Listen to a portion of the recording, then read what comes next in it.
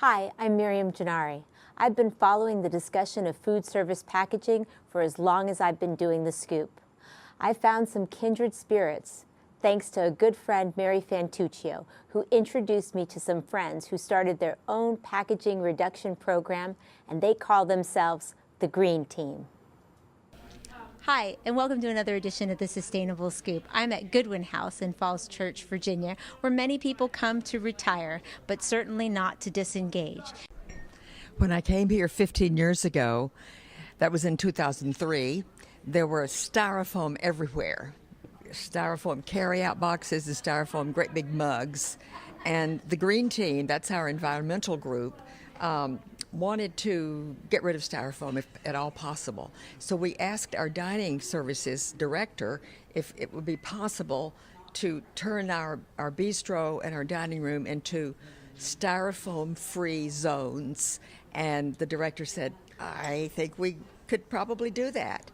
And we said, isn't there some kind of container for carry-out that could be reused, be used over and over again? And the director and his assistant said, we will try to find such a thing. And in a catalog, they found this very box, this size. It's plastic, and it can take very severe heat. It can take the high heat in our dishwasher. It can be washed over and over again and be sterilized. So this was what we used for a while. And then the companies who make these reusable plastic boxes came up with different sizes. For example, this one for soup, and this one for smaller items, and this size for medium-sized items. And then we ran into a problem. Would you like to hear about the problem? The problem was that some residents, this is a senior living place, some residents would forget to bring the boxes back. The boxes are not cheap. These are like $5 each. As long as the boxes came back, the house saved money because they weren't buying styrofoam. They weren't still buying styrofoam, which was only used once, tossed, and then a new styrofoam would be used. So we worked really hard for several years and finally came up with the idea of having a sign attached to each box that says return to dining services. But it had to be able to also, just like the box, the sign had to be able to go through multiple hot water washes. But we solved that problem too. So really just a little information made all the difference. Now, Mary Claire, you're a member of the Green Team, and I see you've put your soup in your green container. Is that trustworthy enough to get safely to your apartment? It is, as long as I tighten it well. And when I bring it back, I'll put it in my fridge and then warm it up. And this will be my dinner tonight. And I'm so glad we have these.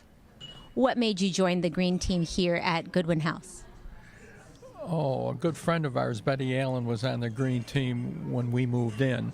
And she advised me that it'd be a great idea to join the Green Team, which I did, and I've been thankful for it ever since.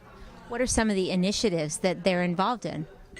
Well, you know about all the green boxes, of course. That's a very visible sign of the Green Team.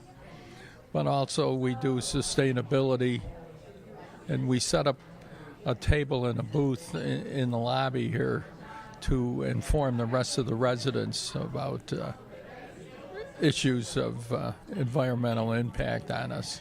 Yes, the administration here is very open to new ideas and initiatives, and of course we have 500 people live here, so we impact the place quite a bit, and the administration is very open-minded.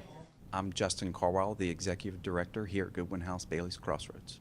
I worked alongside the Dining Services Committee, and part of the Dining Committee, there were members of the Green Team that were very instrumental in challenging Goodwin House to look at different ways of sustainability within the dining halls and get a better feel for what impacts that we could make in regards to sustainability. There was initial investment on the front end to purchase the green boxes, but obviously not buying the styrofoam containers. I think we realized the first year about a $6,500 cost savings not using the styrofoam containers. Each year there's a replacement factor, about 25%, and there's a cost associated with that, but we're still realizing cost savings on that. That sustainability within Goodwin House matters. I think it sends a message to our residents that we care. What encouraged you to be part of this organization when you came to Goodwin House? Well, I'm a real fanatic about recycling. I always have been. Back in the days when I would drive everything from Arlington to Fairfax County and sort it. So you actually put recyclables in your car and drove them. What motivated you to do that? I just feel so strongly about it. I think we have to do something about this. With the green boxes, things stay moist, but that is another quality addition that this gives us. Right. you want to have a nice meal. It's very simple because all we have to do is rinse it out and deliver it back into the marketplace. And we never, ever put them in our cupboards because they might stay there. So we stack them on the table by the door, 1 or 2, whatever we have. And then the next time someone comes down to this floor, it's an area near marketing. It's always open, and there are several bins that you can put your boxes in. Hi, I'm Peter Moutsos, Director of Dining Services here at Goodwin House, Bailey's Crossroads. We're excited that you're here to see what we do in regards to sustainability with some of these containers we use in our venues for our residents to take with them in their room, so we eliminate a lot of paper and styrofoam. We're really excited about the program. It's really taken off.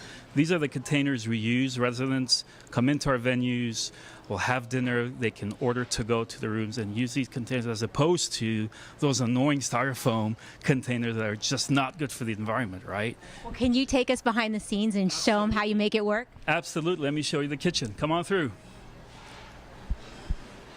Residents have the opportunity to order in this is our main kitchen that services the Jefferson dining room. And so as you see, we use the containers for various recipes and entrees. Our great chef here, Elena, is going to show you how some of these items go into the containers. Just do a quick tutorial. She'll just place in, she'll make some shrimp with a salad, and so the meal's completed, and then it goes to the residents, and the residents take them to their room with them.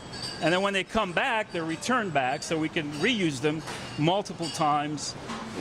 We just wash them through our big commercial dishwasher, and these containers hold a high temperature, high heat that so they can be sanitized properly for our residents.